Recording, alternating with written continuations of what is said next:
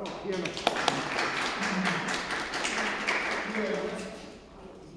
Joo. Kiitos. Mä oon kehittynyt hurjasti ja hienolta kuulostaa tosi musikaaliselta ja sulla on vibraato tosi hyvällä mallilla. Semmoista mä kuulen tässä paljon semmoista ranskalaista tyylikkyyttä ja eleganssia, joka on tälle musiikille ominaista. Hienoa, että sä osaat jo noin nuorella vielä tuottaa. Sitten mä kuulen myös erilaisia värejä, erityisen hienon jossain semmoinen F-molliin jossain siellä, niin siinä sä teit todella hienon sävyläkoksen. Tykkäsin tosi paljon. Mulla nousi muutama semmoinen keskeinen asia mieleen, mistä ajattelin puhua. Nyt kun sä oot saanut sen vibraaton noin hyvälle alulle, niin sä voisit ruveta seuraavaksi harjoittelemaan eri nopeuksia sille vibraatolle. Et vaikka se on nyt kaunis ja mukavasti äänen sisällä, niin se on aina samanlainen se sun vibraato. Sinänsä kaunis, mutta se alkaa pikkusen jossain vaiheessa väsyttää, kun siihenkin täytyy saada jotain muutosta. Eli onko se... Tämä on nyt suurin piirtein se vibraato, mikä sulla oli. Se on kaunis, aika hidas, ei kovin nopea. Sä voisit joskus kuunnella, vaikka löytyy YouTubesta tai jostain, niin semmoinen vanhan polven ranskalainen uilisti kuin Michel de Post. Se käyttää aika nopeata vibraatoa koko ajan. Mä en tarkoita, että semmoisella pitäisi koko ajan soittaa, mutta semmoinen välillä hyvä. Sitä saa semmoisen aika niin kuin intensiivisen, kivan semmoisen jännitteen sen äänen sisään. Eli jos se oli näin nopea, että onko...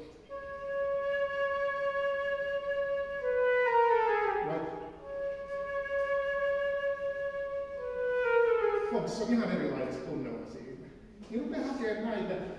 Mä en tiedä, miten te olette Anna-Leena kanssa vibraatoa harjoittaa. Käydäänkö se graafia tai jotain hänen kanssaan? Ei. Joo, koska graafissahan on se vibraatoharjoitus, jossa sitä rytmeillä nopeutetaan. Se on musta hyvä tapa. Eli sä rupeat soittaa niin kuin, tavallaan niin kuin, rytmeillä, jossa on rytmiharjoitusta, jossa on ensin pitkiä aika-arvoja ja jokaisessa aika-arvolla sä annat pienen impulssin, ilmaimpulssin, joka on se vibraato. Ja sitten kun sä teet sen nopeammille, lyhyemmille aika-arvoille, niin silloinhan se vibraato nopeutuu. Eli se harjoitus on suurin piirtein tällainen.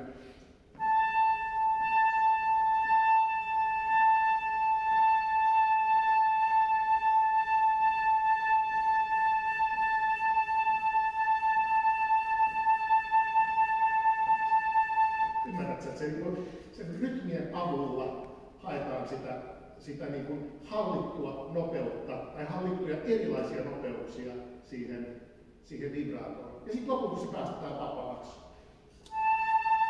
Ettei mieti mitään rytmejä siinä enää. Mä en nyt kirjoita milloin aikaa mitään, mutta jos tää kiinnostaa teitä, niin voi käyttää harjoitusta. Se on suoraan graafista. Se oli yksi asia. Sitten toinen asia oli, että... Toinen asia oli se, että joskus kun sä aloitat fraaseja, niin se saisi olla se ääni heti siinä kirjoitetussa dynamiikassa. Sä joskus aloitat sen pikkusen varovasti. Kenties sulla ei ole heti puhallus riittävän aktiivinen. Ja sitten tulee se, että tulee vähän joskus tällaista.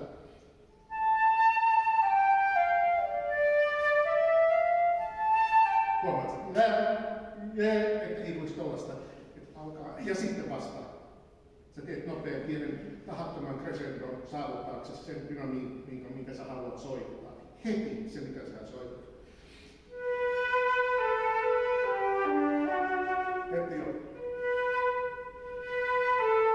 Tämmönen pieni asia. Koitapa se kerran tuosta alusta. Se riittää, kun kiinnität huomiota siihen, ajattelet, että heti se puhallus ilmavirta on riittävän aktiivinen. Että se ei lähde liian varovasti.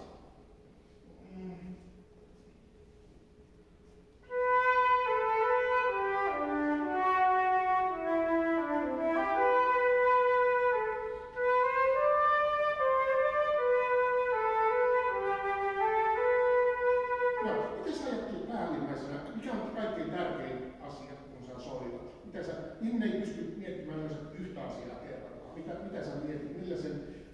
Mitä sä ajattelet siinä, että sä saisit parhaan mahdollisen lopputuloksen, kun sä soitat? Mikä on päällimmäinen ajatus? Mihin sä keskityt kehossa?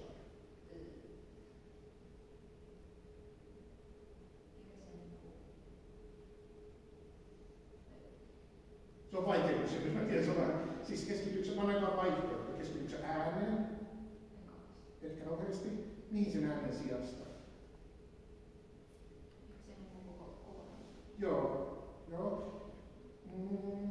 Mä kaipaan nimittäin, mä ajattelin, että jos mietit sitä ääntä hirveästi, mä kaipaisin vielä siihen ilmavirran käyttöön, siihen puhalluksen tasaisuutta lisää. Kokeilisit sä semmoisen version kerran, että sä et kuuntele sun ääntäs ollenkaan, vaan yrität keskittyä siihen, miten se ilma käyttäytyy siinä fraasin sisällä. Että se olisi mahdollisimman tasainen koko ajan, ja sä teet sillä ilmalla just mitä sä haluat. Voit myös kenties kuunnella ihan sen ohimenevän ilman ääntä siinä soiton muassa. Koska mä kuulen pientä epätasaisuutta nyt siinä muuten niin hienossa linjassa, joka kertoo mulle siitä, että sä et ihan kiinnitä tarpeeksi huomiota siihen ilman patsan tasaisuuteen, siihen puhalluksen tasaisuuteen. Ihan se ulos hengittäminen, niin siihen keskittyy sitten. Ensin sä hengität sisään, hyvä sisähengitys, joka aktivoi kehon, ja sitten se lähtee sitä samalla teholla ulos, ihan tasaisesti.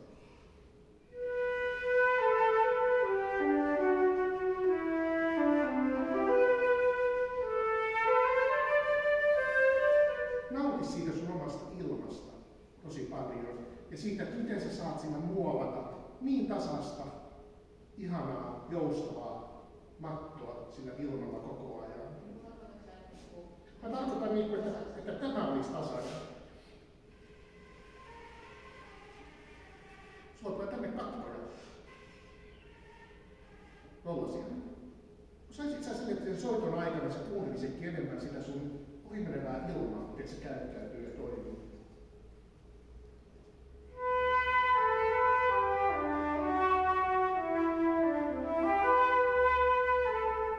No jos legato, kun sä vaihdat säveleltä toiselle, silloin se katko tulee helposti. Mua ei kiinnosta H eikä A, vaan mua kiinnostaa mitä H ja A välissä tapahtuu. Että se ilma ei katkeisi siinä.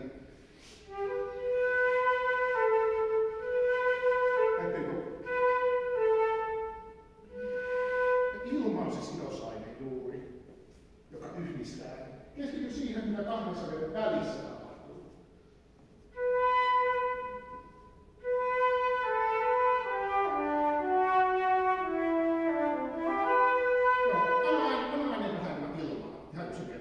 Se on liian tiivis, se pikkusen näivetty.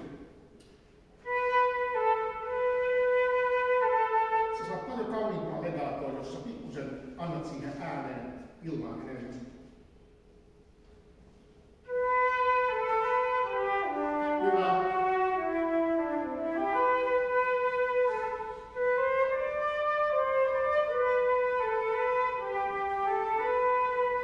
Näin. Ja siihen oli parempi. Ja siihen ilmankäyttöön liittyy myös se mun kolmas asia, mikä mulla oli mielessä. Kun sulla on nopeampia kuvioita, niin sä et anna ilmaa niille lyhyille sävelille riittävästi. Esimerkiksi täällä, kun näitä juoksutuksia. Niin tommonen olo pitäisi olla. Nyt sä teet sen näin. Sä annat meille viimeisille äänille vasta sitä ilmaa, kun ne kaikki äänet tarvitsee sitä ilmaa soidakseen.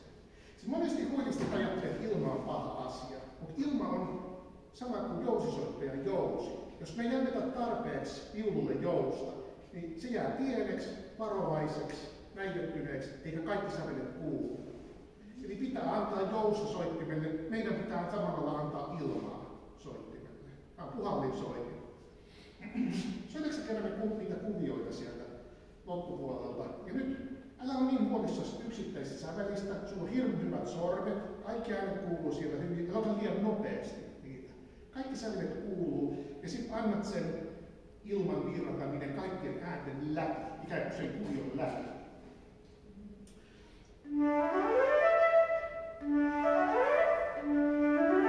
Ettei tule tällaista. Et sulla on huomaamatta, että sä kiinnität niin paljon huomiota näissä kuvioissa, niin että nyt kaikki äänet pitää tulla, että sä unohdat antaa ilmaa huilulle. Se on se ongelma siinä. On tähän ikävä kohta lähteä tässä suoraan, mutta sä oot niin hyvä soittaja, että me sä pääset siihen. Tässä suoraan. Joo. Huomaat sä heti Eellä. Me ei kuulla Eitä, koska siinä ei ole sua ilmaa enää, sä puhalla sille Eelle. D oli hirmu hieno, mutta sitten Jatka sitä samalla puhalluksella, katkaise sitä. Iso erä. Paranee. Tämä oli paljon parempi. Tämä uskoo vähän isommaksi, niin ei äänet rikki.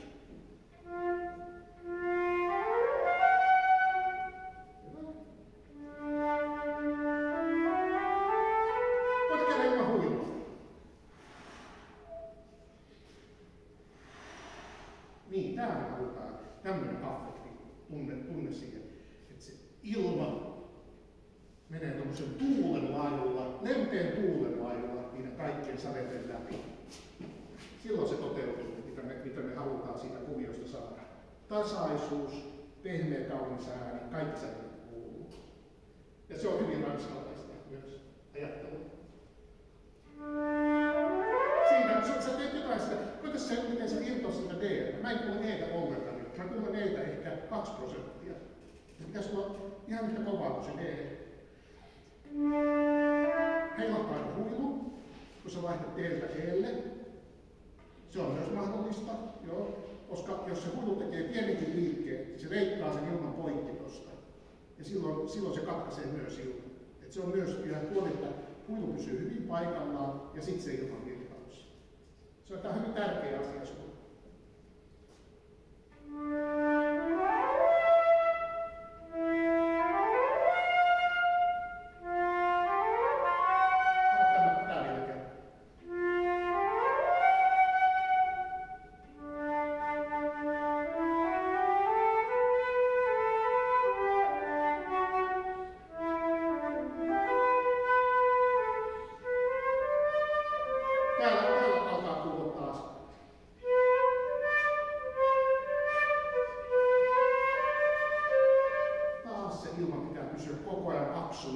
Ja virtaavana.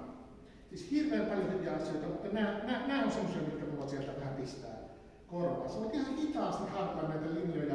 Ja tosiaan et keskity niin siihen ääneen, vaan siihen, että miten se puhallus, se ilma käyttäytyy siinä. Ihan tasaisesti.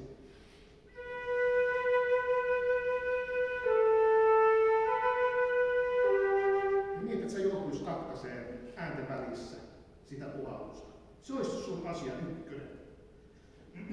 Ota vielä tuosta tempo primosta ihan hitaasti, niin että et sä ehdit oikein kuunnella ja tunnustella kehossa, miten sä puhallat. Ettei tulisi niitä poikkumenoja, kuoppia siihen ilmavirtaan. Ei pudota.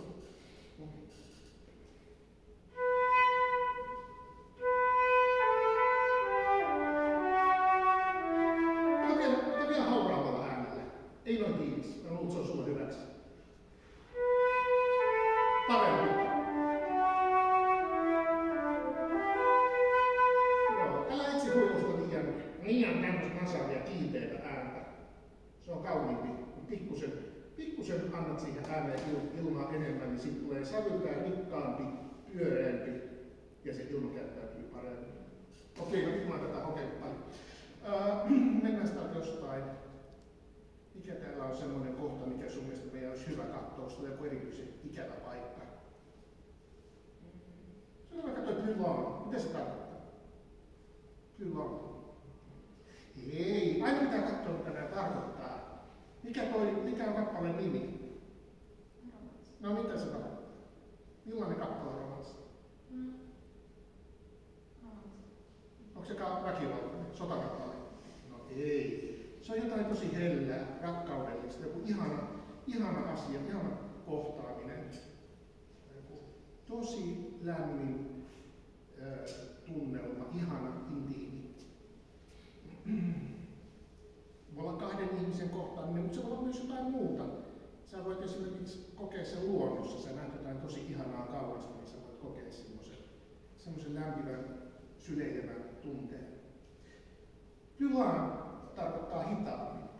Enemmän plus enemmän jotakin.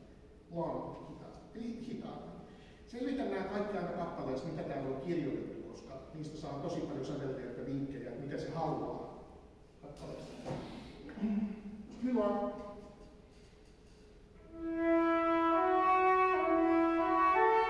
Okei, hyvä. Silleen, että nämäkin on olisi enemmän Debussymäistä ranskalaisesti yksi asia. Mua ei kiinnosta yksittäinen vaan mua kiinnostaa tää kaarus tässä. Soita se niin, että me tavallaan ei huomata, milloin sä vaihdat ääntä. Ikään kuin se olisi yhtä ja samaa ääntä. Tämmönen vaan.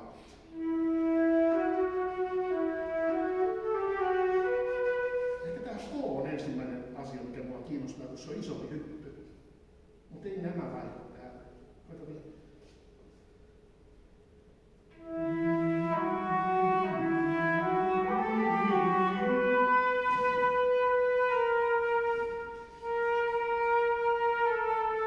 Siinäkin. Ta-da! Miksi Aalle aksentti? Pois. Sieltä minulle. Koita suoraan.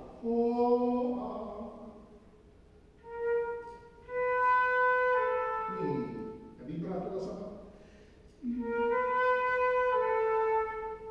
Sitten eteenpäin. Kuten intonaatio ei laskea lopussa.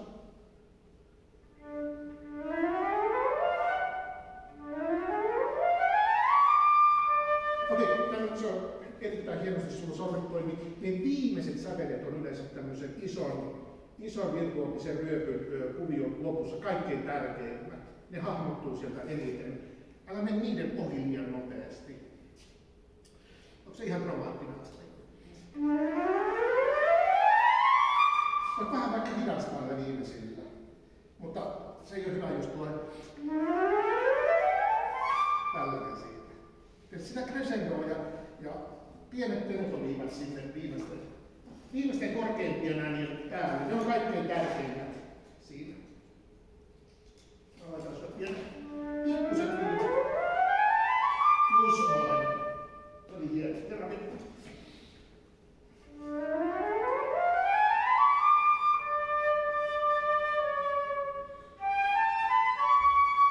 Joo, onko pianoa mitään tuossa kohtaa? Onko sulla toi iso kohotahti ylös tuolla se? Onko sinä pianoa? 8 osia. Mitä? 8 osia. Ehtiikö sinä leventää? Ja sitten tulee duoli. Joo, tämä on se, sä voit ehkä näitä pikkusen täällä vieläkin. Ajattele tää koko kuvio ihan pikkusen hitaampana. Niin kaikki äänet varmasti kuuluu sieltä. Hyvä pianisti varmaan seuraa. Tuntematta siis kontekstia, että on siinä. Mutta oli vielä se tylainen, ettei se ainakaan niin hirveän nopea ole. Pikkusen hitaammin kaikki kuuluu hyvin sieltä. Ja muista se ajatus, että ilma kulkee kaikkien äänten läpi. Kerro vielä. Hyvä. Sä teet ihan pikkusen inimointoa siellä kuvion keskellä. Onko siellä joku hankala, että haluat vähän varoa? Sä teet tohon kohtaan inimointoa. Näitä mä en ihan kuulla. Nämä ylääret on nyt todella hyvät. Voitais vielä kerran. Kaikki äänet kuuluu.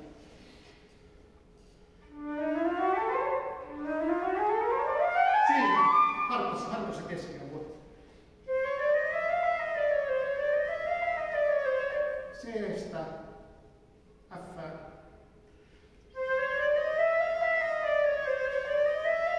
Se on varmaan pikkusen heilahtaa siinä. Tuossa on toi se sis D. Se on hankalaa. Mä näen, kun se tekee mikroliikkeen noin. Sis D on aina tosi vaikea, kun siinä on niin paljon sormia. Ja huoluu ihan paikalla.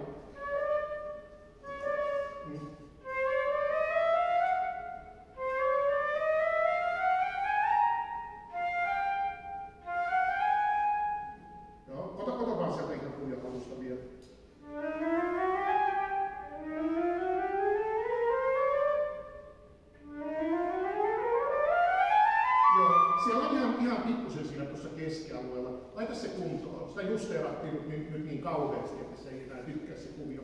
Mutta se on melkein valmis. Yläinen kuuluu nyt hyvin, mutta täällä keskellä, just siinä C-D-alueella. Niin se on se sormikusharjoilla, kun siellä tulee niin monta sormea yhtä aikaa. Kaikki liikkuu.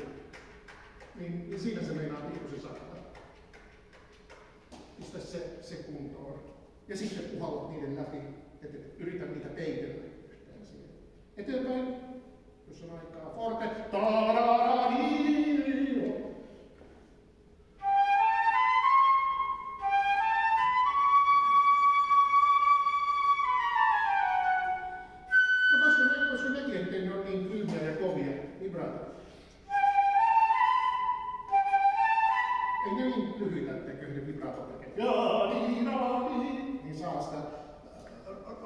nyanssia siihen lisää, tunnetta. Hi-ra-ra-ri.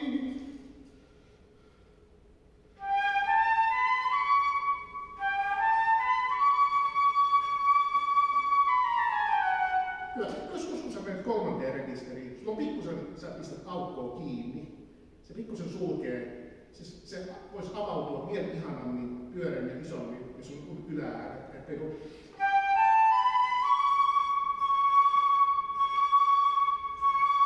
Pikkusen hitaampaa ilmaa ja enemmän huilulle, isompi aukko siellä ylärekisterissä.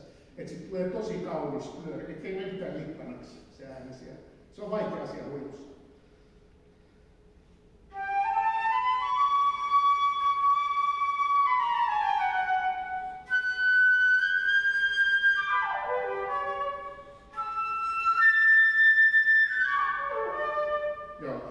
Se äänenmäärä tuli paljon paremmaksi, se meni pikkusen ylävireiseksi siis. Eli hankala kohta, kun pitäisi saada pyöreä iso avonainen ääni ja kuitenkin varoa samalla, ettei se mene ylävireiseksi.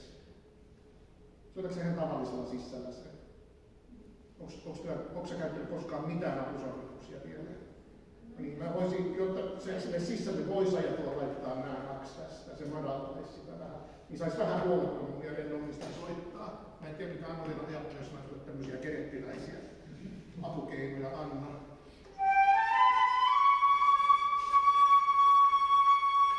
Siinä on aika iso ero. Koitas hitaasti tosta ja laitat sitten sisälle apusormet.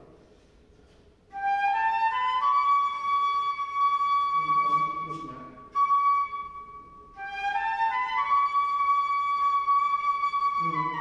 Mutta se on mahdollinen. Ei pakko ollenkaan. Mutta jos joskus tarvii matalampaa sisään, niin se tulee noin. 1. Jatka vaan.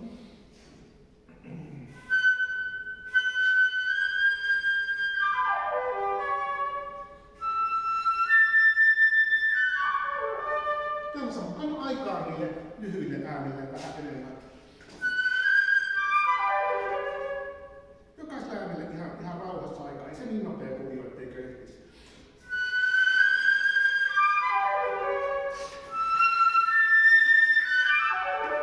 Ira-di-da-di-da-di. Anna jokaisen äänen puhua.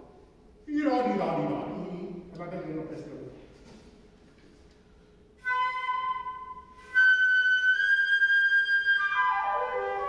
Jokaiselle äänen tenuto. Ira-di-da-di-da-di. Jokainen ääni on tärkeä.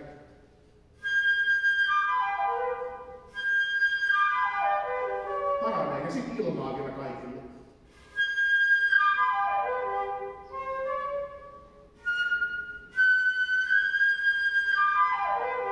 Etenkin alla on nyt ira-di-da-di. Niin aikaa, koska ne kuuluu huonoiten. Vielä.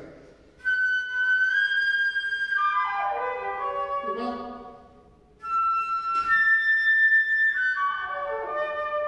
Niin, mutta ymmärrät varmaan mitä tarvitsee. Jokainen ääni kuuluu sieltä, jokainen ääni on tärkeä. Se on taas niin kuin puhetta. Että se menee tämmöisen, vaan jokainen sana ja ääni on tärkeä. Se on niin hyvin runollista. Ajattelet, että sä kerrot runoa siinä. Ne on tavuja. Sanojen tavut. Ii-a-di-da-di-da-da. Ii-a-di-da-di-da-di. Että ne vaan itse ohi. Ne on tärkeitä. Ilman hyvältä kuulostaa. Toivottavasti mä pian kuulen sinua asiat koskaan. Hyvä, onneksi olkoon.